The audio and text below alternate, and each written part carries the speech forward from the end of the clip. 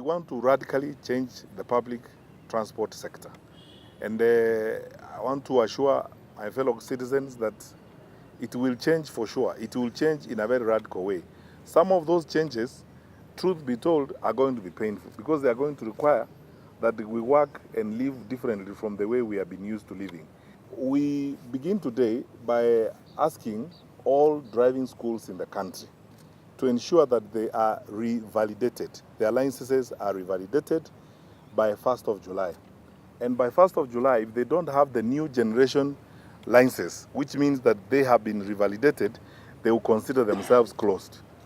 So from 2nd of May, the NTSA will be issuing new generation licenses, inspecting these schools, revalidating them, looking at their level of compliance and so on, to be sure that they are actually environments that are worthy of the task they undertake to prepare our drivers. We have agreed in 14 days, anyone who is operating a towing and recovery vehicle has got to get a new inspection sticker.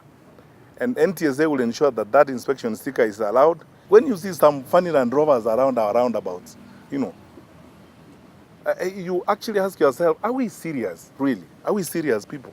And many private car owners know this, that some of their cars have been destroyed by these vehicles. And then sometimes, I am not shy to say this, it appears that there is a collusion between those characters and some of our police officers. This madness has to come to an end. Thirdly, we have begun a very active and programmed engagement. We are going to have a meeting with the IRA, who is the regulator of insurers. There is a certain level of collaboration now we want to have between the registration of vehicles and the insurers. We will have a conversation with our colleagues using the framework of IRA, so that then we institute a stringent mechanism of ensuring that the people who are on the roads and claim to own the vehicles are the genuine owners of the vehicles, and they are the legitimate owners of those vehicles. We will share information, we will share data, so that everyone has responsibility as we move forward. Going to introduce very stringent measures on bodybuilding, especially for public service vehicles. And I need to say this for those who are in that business, so that we don't have problems later on. If you can actually get time, sit down and read the law on the regulations and standards of bodybuilding for the buses.